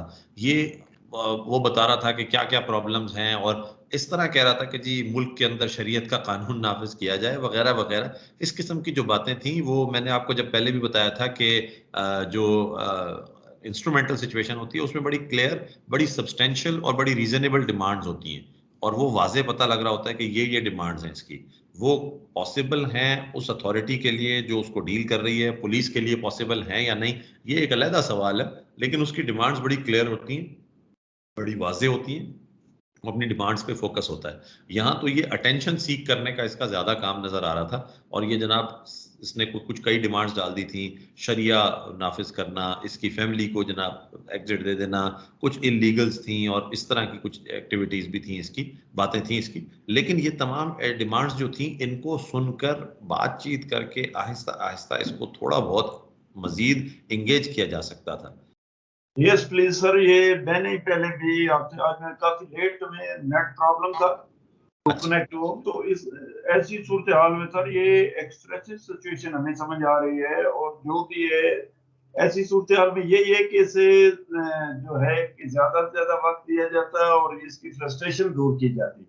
फ्रस्ट्रेशन दूर करने के बाद जो मैंने एक छोटा सा क्वेश्चन उठाया था इस सारी सिचुएशन को देखते हुए, कि जैसे वो MNA साहब से जमरत साहब चेयरमैन बैतुल माल, उनका जो है बिहेवियर था इसमें एक उस वक्त के जैसे उन्होंने इस पर अटैक किया है करीब जाकर और उनसे मिस हो गया और मिस हो गया ये उनको बड़ा इजीली हिट कर सकता था ये कारगर रेंज के क्या इंटाई डेंजर जोन में उनके बिल्कुल करीब तरीन था। तो ऐसी सूरत हाल में जो है ये सारा किसी भी तरीके से खतरे से खाली नहीं था। हालांकि ना कि उनकी कोई जिम्मेदारी है कि वो आकर अपना कोई ऐसा रोल प्ले करें, ना उनको किसी ने कहा है वो आते हैं बर मौका किसी मतलब उस वक्त जो भी डिप्लॉयमेंट थे उनको। तो इसमें जो है सबसे बेहतर तो ये है कि टैक्टिक्स इस्तेमाल किए जाते हैं कि इसको ज्यादा से ज्यादा ये जितनी इसकी फ्रस्ट्रेशन जो है निकल जाती है कूल डाउन हो जाता तो फिर ये इजीली जैसे हमारे कुछ पार्टिसिपेंट ने पहले शुरू के 2 दिनों में बताया था कि उन्होंने उनका वेपन तक ले लिया। ये कल आपने जैसे एसपी साहब का वो मामला बताया था कि उन्होंने भी उसके और ये भी इसको सॉल्व करना मुश्किल नहीं था जैसा तक कि मुझे समझ आ रहा है। मजीद आप बेहतर जानते हैं कि इस पर जो आपकी राय होगी। जी बिल्कुल ठीक कह रहे हैं आप। एक्सप्रेसिव सिचुएशंस के अंदर हमने देखें ये जो ट्रेनिंग है इसका यही पर्पस है कि जो थियोरेटिकल कॉन्सेप्ट्स हैं उन्हें प्रैक्टिकल इंसिडेंट के साथ किसी तरह से लिंक किया जाए। ये जो थियोरी हमने पढ़ी है ये बिल्कुल कहती ही यही है। एक्सप्रेसिव सिचुएशन के अंदर बात यहीं से शुरू करती है कि एक्सप्रेसिव सिचुएशन में कैथारसिस, उसका जो फ्रस्ट्रेशन का वेंटिलेशन है, उसका जो इमोशनलिज्म को वेंट आउट करना है, यही उसका सबसे पहला पर्पस होता है। उसका कोई बड़ा मकसद नहीं होता, वो कुछ किसी बड़े टास्क पे नहीं निकला हुआ होता और उसका मकसद जो होता है वो वाजे नहीं होता। उसकी डिमांड्स अक्सर जो होती हैं मीनिंगलेस होती हैं, लेकिन उसको जो अपना एंगर होता है, अपने इमोशंस होते हैं, वो सब्जेक्ट को वेंट आउट करने होते हैं और उसे वो करने देने चाहिए। उसे मौका देना चाहिए कि वो कर ले और यकीनन वो करते करते करते वो थक जाता है। वो करते करते करते उसके अंदर से जब उसका जो इमोशनल लेवल है वो नीचे चला जाता है, उसके इमोशंस डाउन होते हैं, तो जहां जहां इमोशंस डाउन होते हैं वहां रैशनैलिटी बढ़ती है, वहां अकल उसकी जगह ले लेती है, शऊर उसकी जगह ले लेती है। जब आप जज्बाती होते हैं आपका शऊर काम नहीं कर रहा होता, आपकी जो शऊरी कैफियत होती है कम से कम होती है। आप इमोशंस निकलने दें, आप जज्बात को वेंट आउट होने दें, यहाँ जज्बात कम होंगे वहां रैशनैलिटी बढ़ेगी। इसलिए हमें ऐसे मौकों पर इमोशंस को डाउन होने का मौका देना चाहिए। और जो आपने बात कही दूसरी कि एक अनट्रेन्ड इंडिविजुअल अगर आकर वहां पर एडवेंचर करने की कोशिश करे और खुदा न खास्ता वो खुद जान से चला जाए या खुद नुकसान उठा ले, तो उस सिचुएशन में उस प्रॉब्लम को हैंडल करना वो एक डबल मसला बन जाता है। आप ऑलरेडी एक मसले में हो लेकिन उससे ज्यादा मसला आपको जो है वो फेस करना पड़ जाता है। इसलिए आप इस किस्म के एडवेंचर से तो यकीनन जो है ना वो बाज रहना चाहिए। इस किस्म के एडवेंचर को तो कोई भी किसी भी तरह से जो है ना रेकमेंड नहीं करेगा, एब्सोल्युटली नहीं करेगा, बिल्कुल ना हम ना कोई और, कोई भी इसको रेकमेंड नहीं कर सकता। इसलिए इस किस्म के एडवेंचर से तो बचना चाहिए। लेकिन ये कि यहाँ पर ऐसा हुआ और हम सबने देखा, फॉर्चुनेटली कह लें, खुशकिस्मती से कह लें कि उनको कोई जानी नुकसान नहीं हुआ, कोई और ऐसी चीज नहीं हुई, otherwise it could have happened. और अगर वो होता तो हमारे पास वाकई उसका भी कोई जवाब ना होता, बल्कि वो एक और डिजास्टर बन जाता। तो वो एक और डिजास्टर बन जाता। अब आप इससे इसमें अगर इसको हैंडल करने के हवाले से किसी के पास इससे मुख्तलिफ कोई जवाब हो जो हैंडलिंग इसकी हुई है, इसके अलावा आपके पास कौन सी ऐसी ऑप्शन आपको लगती है, जिसको कौन सा ऐसा तरीका है जो आजमाया जा सकता था?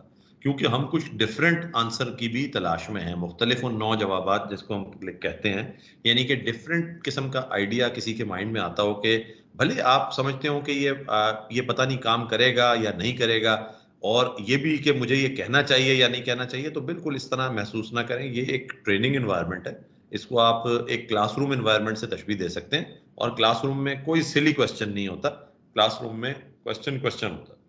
आपके जहन में कोई भी आइडिया आता है कि इस तरह से भी ये काम हो सकता था या हम ये रास्ता भी अपना सकते थे, तो आप जरूर कह सकते हैं कि अगर ऐसा कुछ कर लेते। There is no silly question at all, you are at liberty, आप अपना आइडिया बता सकते हैं definitely within the norms of decency. हम सब लोग जानते हैं, मेच्योर हैं, प्रोफेशनल हैं, लेकिन ये कि आपके जहन में कोई आइडिया आता है तो बताएं। कोई मेरा ख्याल ऑफिसर को बात करना चाहें तो मुझे बताएं। सर इसमें अस्सलाम वालेकुम। वालेकुम सलाम।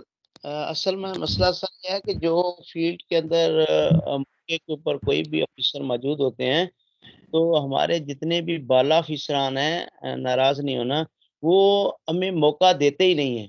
वो कहते हैं कि बस मिनट करें यार, जल्दी करें इस मसले को, जो है ना अवाम देख रही है, लोग देख रहे हैं और आपने अभी तक मसले को जो है ना डिले किया हुआ है। तो ऐसा कोई भी मामला जो है ना, वो हमेशा डिले माँगता है, टाइम माँगता है।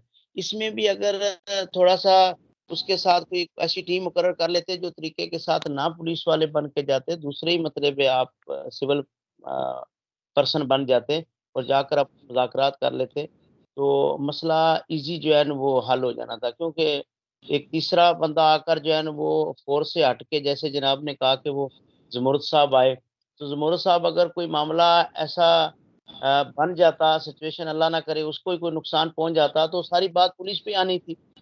तो पुलिस क्या कर रही थी जी, इंतज़ामिया क्या कर रही थी, मौका महल के लोग क्या कर रहे थे? तो हमें थोड़ा-सा जो हमारे ऑफ़िसर जितने बाला हैं, जो आपके रैंक के हैं, वो थोड़ा-सा मौके को तसल्ली दें, पीछे अपने मतहत अफ़सरान के जो मौके पर एसएचओ साहिबान हैं या डीएसपी साहिबान ज़्यादातर जाते हैं ऐसे मौके पर, उनको थोड़ा-सा इतनी तसल्ली दे दें कि ख़ैर है, आप आराम के साथ मसले को देखें, मसला तरीके से हैंडल कर लें आप, सेटल डाउन करें मसले को। तो वो कहते हैं कि नहीं भाई मिनट जो है ना मसले को बस देखो आप क्या कर रहे हैं। तो इसमें थोड़ा-सा बड़े अफ़िसरान जो है ना वो भी सब्र के साथ जो है ना वो पुष्टपनाही करें तो फिर सर मसले ऐसे हैंडल हो जाते हैं आसानी के साथ। सही, सही कहा, बिल्कुल सही कहा। मैं इस पॉइंट पे आऊँगा, लेकिन उस्मान बीच में हैंड रेज़ कर रहे हैं। He has a point I guess.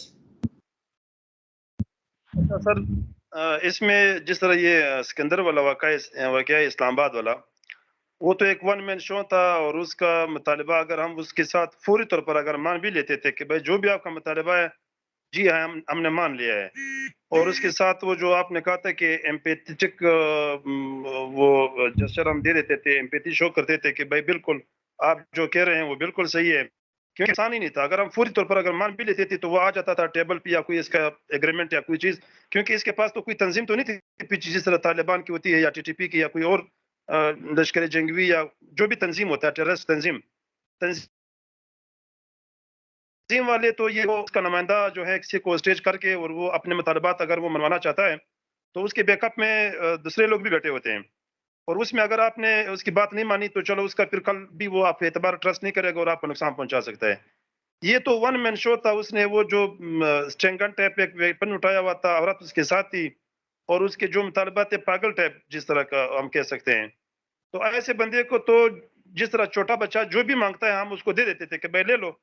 उसको हमारे देने से तो उसने पूरा स्टेट में तो अपने कानून या अपना लॉ या अपने मुतालबात तो नहीं वो इम्प्लीमेंट करने थे। ना उसने कोई आईन चेंज करना था कि भाई इसमें या अगर वो 2/3 मेजॉरिटी से पास होता तो फिर आइंदा उसके लिए मसले होते थे हमारे लिए, दूसरों के लिए। वन मैन शो था, उसको जो चीज़ भी जिसका लॉलीपॉप हम दे देते थे कि भाई ठीक है, आ जाओ ले लो। उसके साथ मुतालबात मान लेते थे और वो जब आ जाता था बाद में बस अ, क्योंकि उसने तो इम्प्लीमेंट नहीं करना था सारे पूरे पाकिस्तान में।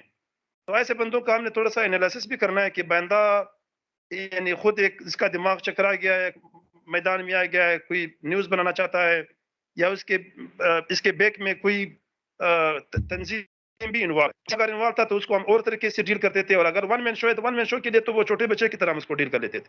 तो ये मेरा एक वो है कि सिकंदर वाला वाक़या हम उस तरह उसको डील कर सकते थे। उसके साथ पूरी मुज़ाकरात करके कि जो भी आप चाहते हैं, हम दे देते हैं।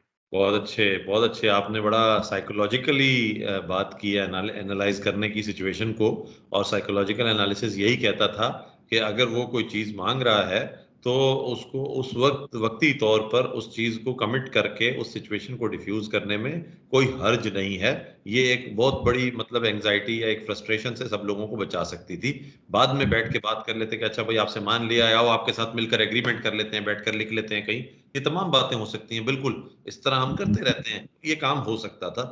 लेकिन जो दूसरी बात आपके कॉलीग ने, मेरा ख़्याल है ज़का ने शायद कही थी कि जो पीछे बैठे हुए अफ़सरान बाला होते हैं, वो बाज़ औक़ात जो है ना वो आपको पुश करते रहते हैं और आपको टाइम नहीं देते। तो ये इसमें कोई शक नहीं है। हम आपस में पुलिस ऑफिसर्स सारे कोलीग्स हैं, हमारे रैंक्स डिफरेंट हो सकते हैं, लेकिन we belong to the same fraternity and we face the same situations every day. और मैं बिल्कुल जस्टिफाई नहीं करूँगा ना किसी तरह से मैं इसकी कोई वजाहत पेश करूंगा कि जी ये जल्दबाजी का मुजाहिरा क्यों किया जाता है। ये यकीनन कमांड का काम है कि वो प्रेशर ऊपर से ले और आप तक वो प्रेशर यूं का यूं कन्वे ना करे, बल्कि आपको जो आपका राइटफुल जो आपका कवर है वो आपको मिलना चाहिए, और वो राइटफुल कवर आपकी कमांड के जरिए ही आपको मिलना चाहिए, कितना ही प्रेशर हो जब। लेकिन वो कमांड जो है वो लोगों से यही कह सकती है, ऊपर भी बात कर सकते हैं कि जी इस सिचुएशन को हैंडल करने का इससे बेहतर और कोई रास्ता नहीं है। अगर हमने अभी फोर्स को यूज किया तो सारा नुकसान जो है वो हमारी तरफ आएगा और वो खामखा का नुकसान होगा। मुमकिन है कि उस नुकसान को हम बाद में जस्टिफाई भी न कर सके, इसलिए हमें इसको टाइम देना चाहिए।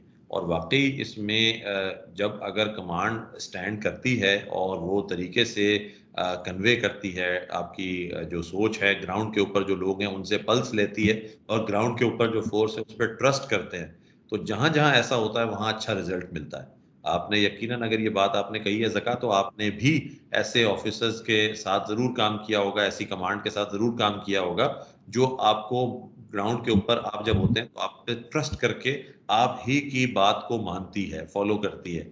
ऐसी कमांड के साथ काम करने से आप खुद देखते हैं कि नतीजा भी बेहतर निकलता है। तो इसलिए ये बेहतर होता है कि कमांड जो है वो मौके पर मौजूद ऑफिसर्स को फॉलो करे, उनको या उनकी जो जजमेंट है उनके ऊपर रिलाय करे, उन पे ट्रस्ट करे।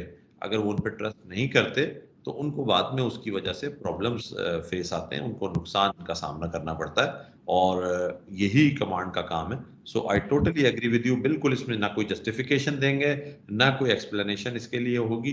बिल्कुल कमांड को ग्राउंड के ऊपर मौजूद अपनी जो ऑन साइट कमांडर्स हैं उनके साथ स्टैंड करना चाहिए। उनके साथ जरूर आर्ग्यू कर सकते हैं, बात कर सकते हैं, लेकिन जहां वो जायज बात कर रहे हो, जहां जस्टिफाइबल बात कर रहे हो, वहां उनकी जस्टिफिकेशन को आगे भी कन्वे करना चाहिए, उस पर स्टैंड करना चाहिए। तो this was a very good point. ये इस तरह की बातें पहले भी हम आपस में करनी चाहिए हमें एक दूसरे से, जब भी कभी ऐसा मौका मिले, ना सिर्फ क्लासरूम इन्वायरमेंट में बल्कि अदरवाइज भी जब कभी हमारी डिस्कशंस होती हैं अपने अफसरान से, हमें इस तरह की बातें कर लेनी चाहिए। सो वो हर दफा यस यस करना जरूरी नहीं होता, बिल्कुल डिसएग्रीमेंट करना चाहिए, और डिसएग्रीमेंट अच्छा होता है, बाज़ औक़ात बता देना चाहिए, वो अच्छा होता है, उससे बाज़ औक़ात कोर्स करेक्शन हो जाती है फ्यूचर के लिए। सो ये एक अच्छा पॉइंट था। किसी और के पास इसी पॉइंट को लेकर कोई और रास्ता हो, या आप कहते हैं कि फलां तरीके से हम करते शायद ज़रा ज़्यादा बेहतर हो जाता, फलां चीज़ की जाती तो शायद ज़्यादा बेहतर हो जाता, आपके नज़दीक आप में से अगर कोई और ऑफिसर ये समझता है, उसके पास कोई आइडिया है इस वाक़े को लेकर, तो काइंडली वो हमसे शेयर करें, and we would be delighted कि आप टू टेक योर पॉइंट, और टू हैव मोर इंटरेक्शन और have more participation from this session. हमें तो हमारी ख्वाहिश यही होती है कि ज़्यादा से ज़्यादा पार्टिसिपेशन हो। आज भी और कल भी मैंने देखा कि हमारी लेडी पार्टिसिपेंट्स जो हैं उनकी तो कोई कंट्रीब्यूशन सामने नहीं आ रही थी। तो लेडी पार्टिसिपेंट्स में से अगर कोई मौजूद हैं और वो कोई बात करना चाहें तो ज़रूर करें। आई वुड बी ग्लैड कि हम लेडी पार्टिसिपेंट्स की भी पार्टिसिपेशन को यहाँ फील करें। अच्छा, अब हमने एक बात आपसे की थी शुरू में कि एक तवील प्रोसेस है, एक बड़ा लेंदी प्रोसेस है और बड़ा टायरिंग प्रोसेस है, बड़ा दिक्कत उसमें है, इसमें बड़ा इसमें बड़ी ये इसके अंदर जो है वो बहुत ज़्यादा आपका सब्र आज़मा प्रोसेस है और टाइम टेकिंग है। इसलिए इस प्रोसेस के अंदर जब भी आप कोई बड़ा काम करने जा रहे होते हैं, कोई कोई बड़ा टास्क अचीव करने जा रहे होते हैं, तो ये जो छोटे-छोटे माइलस्टोन्स होते हैं, इनको आप अचीव करते हैं, तो आपको खुशी होती है, आपको एक कॉन्फिडेंस आता है कि हाँ, I am moving into the right direction, और मैं जो है वो सही सिम्त में जा रहा हूँ और माइलस्टोन्स को अचीव करता जा रहा हूँ। अस्सलाम वालेकुम सर, मैं तो ये चाहता हूँ कि जो वाक़या हुआ था इस्लामाबाद वाला, ये तो एक खुला एरिया था, यहाँ पे इतना मसला नहीं था। अगर एक जो फायर करने वाला वो होती है अपना जो इजेक्शन के ज़रिए फायर किया जाता है, वो अगर फायर किया जाता इजेक्शन वाला तो थोड़ी देर में बेहोश हो सकता था। कोई मसला था, कोई नुकसान भी नहीं पहुँचा सकता था क्योंकि ऐसे लोग जो होते हैं वो अपने आप को नुकसान कम ही पहुँचाते हैं। इनमें इतना दिल जिगरा नहीं होता कि अपने आप को नुकसान पहुँचाए। अगर नुकसान पहुँचाने वाले होते तो किसी को होस्टेस बनाता था। जो शायद लेडीज़ थी उसको होस्टेस बना सकता था, लेकिन इसका ऐसा मकसद कुछ भी नहीं था। तो फायर किया जाता अगर इस दवाई के ज़रिए अपने जगह अपना तो उससे भी बेहोश हो सकता था, हम लोग आराम से इसको कवर कर सकते थे। फिर इतना टाइम भी नहीं लगता था इसमें। मैं इतना ही कहना चाहूँगा सर। अस्सलाम वालेकुम। वालेकुम सलाम। यूनुस साहब बिल्कुल सही आपका आइडिया है, कोई कोई इसमें कोई कबाहत नहीं है। बिल्कुल फोर्स का यूज किया जा सकता है, ट्रैंकुलाइज करने के लिए आपके पास चीजें यूज होती हैं, आपके पास इसी तरीके से वो स्टन गन होती है, जब आप इतना करीब जाते हैं तो स्टन गन भी यूज कर सकते हैं। ऐसे बहुत से ऑप्शंस हैं जिनको अवेल किया जा सकता है।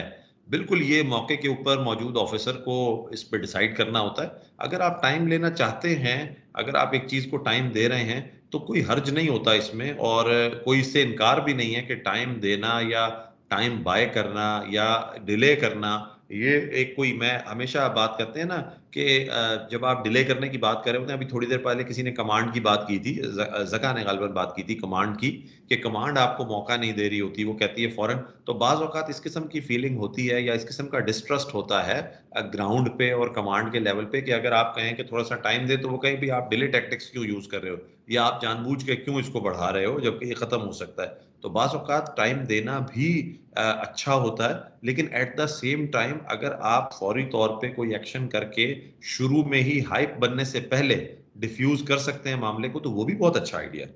It is a very good idea. और इसमें कोई कबात नहीं है, कोई हर्ज नहीं है। इवन उसको टेक डाउन करना भी हो तो वो पहले 15 मिनट में, अगर आधे घंटे में अगर टेक डाउन कर दिया जाए, उसको अगर एलिमिनेट करना है या उसको इंजर्ड करके उसको किसी तरीके से साइड पे करना है, बहुत सारी दफा ऐसा हुआ है दुनिया में।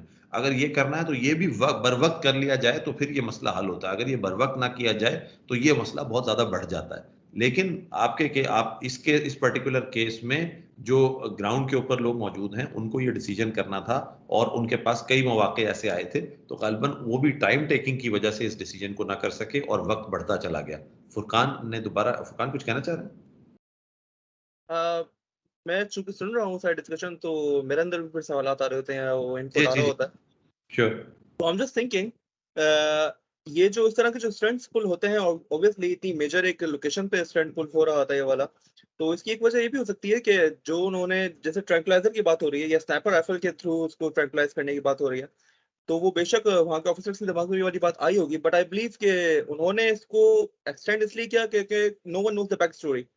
वो शायद उसको एज अ, क्या कहते हैं आप, डिस्ट्रैक्टर या डिस्ट्रैक्शन जो होती है उसके तौर पे शायद यूज कर रहे हो। सामने face is of Sikandar, but back story पे वो कहीं और अटैक करना चाह रहे हो, तो वो सारी चीजें भी आई बिलीव कि देखनी पड़ती है ना।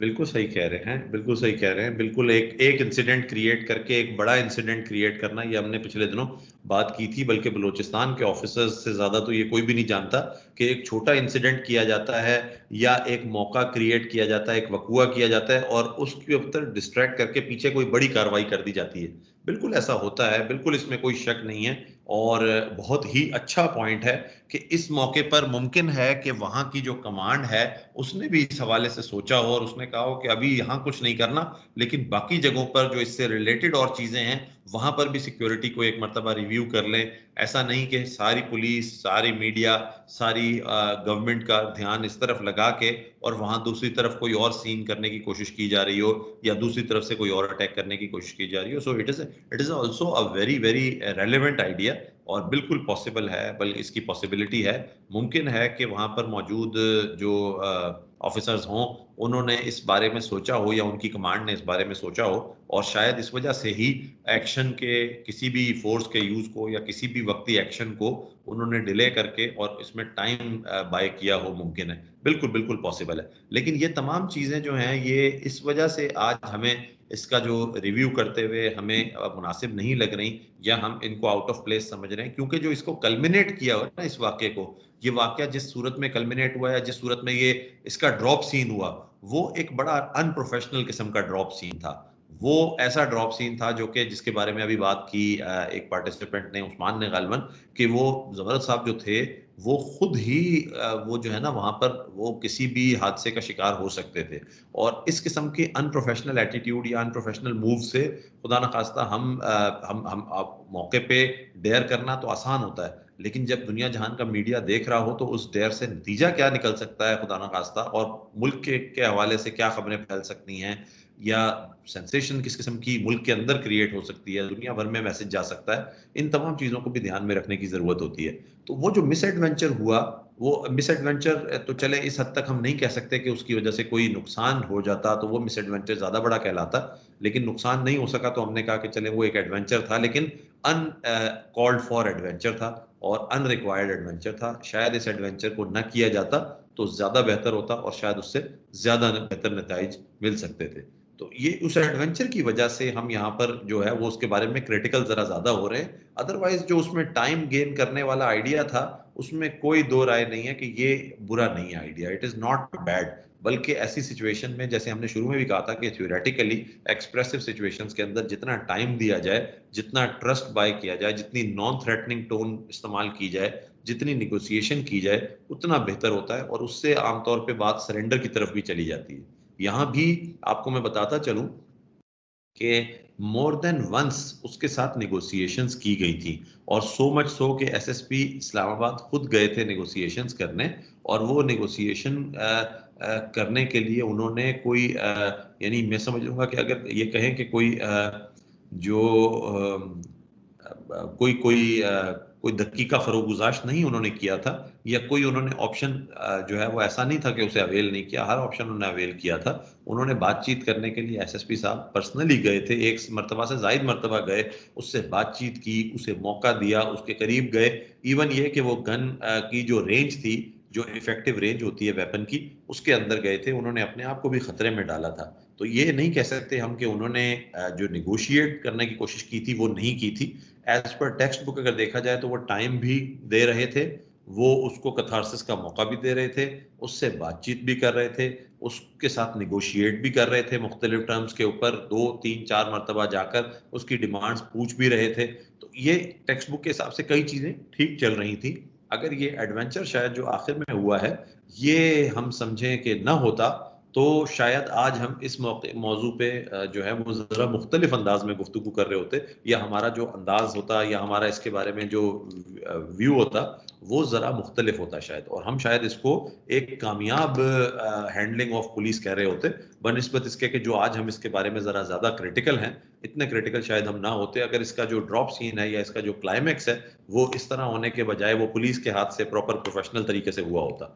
और बाकी फिर आप ये देखें कि इस केस में एक पुलिस की बहरहाल ये सक्सेस थी कि उसे जिंदा गिरफ्तार कर लिया गया। देखें ये बहुत आसान काम था कि स्नाइपर शॉट लेता और वो किसी भी एंगल से उसको हिट करके और उसको एलिमिनेट कर दिया जाता, न्यूट्रलाइज कर दिया जाता, मौके पर ही वो जहां बहक हो सकता था और उस सूरत में ये सारा केस वहीं का वहीं खत्म हो जाता। लेकिन उसके बजाय एक पेन स्टेकिंग और लॉन्ग प्रोसेस लिया गया, वक्त दिया गया, वो एक एडवेंचर चले एक लम्हे का हुआ, लेकिन उसके बावजूद भी पुलिस ने उसको सेफ शॉट किया जिससे कि उसकी जान को खतरा नहीं था कम से कम, और उसकी वजह से उसे सिर्फ गिरफ्तार करने में कामयाबी हुई और उसके बाद वो केस चलता रहा। 2017 में जाकर फिर अदालत से उसको सजा मिली। सो ये भी एक तरह से पुलिस ने और हमारे यहाँ की पुलिस ने बड़ा प्रोफेशनलिज्म का मुजाहरा किया इस मामले में, क्योंकि हमारे यहाँ तो ये जो पुलिस का एक्स्ट्रा जुडिशियल जो रवैया रहा है ये बड़ा मशहूर रहा है, बड़ा बदनाम रहा है ह्यूमन राइट्स के हवाले से भी और दूसरे दीगर जो एलिमेंट्स हैं दुनिया भर में उनके हवाले से इसको बड़ा क्रिटिकल व्यू किया जाता रहा है क्रिटिकली। लेकिन इस केस में हमने एक्स्ट्रा जुडिशियल जो है वो नहीं जाने की कोशिश की, बल्कि हमने उसे गिरफ्तार किया, गिरफ्तार करके उसे अदालत के सामने पेश किया, प्रॉपर उसका ट्रायल चला। और ये बताता चलूं कि उसकी जो वाइफ थी, जो खातून उसके साथ थी, उसके खिलाफ कोई चीज़ साबित नहीं हो सकी, उसका कोई क्रिमिनल इंटेंट शामिल नहीं था इसमें, इसलिए उसको जो है वो अदालत ने बरी कर दिया और सिकंदर को अदालत ने बाकायदा एंटी टेररिज्म कोर्ट ने सजा दी। सो ये एक तरह से इस तरह ये सिचुएशन एंड अप हुई थी। अब इसकी जो इस फर्दर इस मॉड्यूल की जो नेक्स्ट स्लाइड्स हैं, जैसे ये अभी मुज़ाकराती पेशरफ्त जो है इसके हम इंडिकेटर्स हैं और मजीद इसकी जो स्लाइड्स हैं ये इंशाल्लाह हम कल की अपनी सेशन में कवर करेंगे। आज तक के लिए इतना ही था। अगर आज के इस सेशन में जो हमने आज बातें की हैं इसके हवाले से किसी के जहन में कोई क्वेश्चन हो तो अभी भी हमसे कर सकते हैं, और ये गुफ्तगू ख़त्म होने के बाद व्हाट्सएप के ऊपर भी शेयर कर सकते हैं, ग्रुप के ऊपर वो क्वेश्चंस भी हम तक कन्वे हो जाते हैं, हम उन्हें नेक्स्ट सेशन के स्टार्ट में ले सकते हैं। अगर आप में से किसी का भी अभी कोई क्वेश्चन हो तो वी आर अवेलेबल, अगर अभी कोई बात करनी हो तो ज़रूर कर सकते हैं, और अगर अभी फौरी तौर पे नहीं तो बाद में व्हाट्सएप ग्रुप के ऊपर अगर आपको कोई रिव्यू करना हो या किसी हवाले से कोई मजीद एक्सप्लेनेशन चाहिए हो या आपका कोई क्वेश्चन हो तो अपनी क्वेरी ज़रूर रेज करें। वी अप्रिशिएट, बल्कि ज़्यादा बेहतर फील होता है, इससे ये महसूस होता है कि आप तमाम लोग जो हैं वो तवज्जो से सुन रहे हैं और उसके बाद आपका थॉट प्रोसेस भी इसके ऊपर काम कर रहा है, आप इसके हवाले से मज़ीद भी सोच रहे हैं कि इसके अंदर और क्या ऑप्शन हो सकती हैं, क्या काम हो सकते हैं। So this much for today और thank you very much, have a good night, और कल इंशाल्लाह ताला आपके साथ मुलाकात होगी at the same time as today. अल्लाह हाफ़िज़।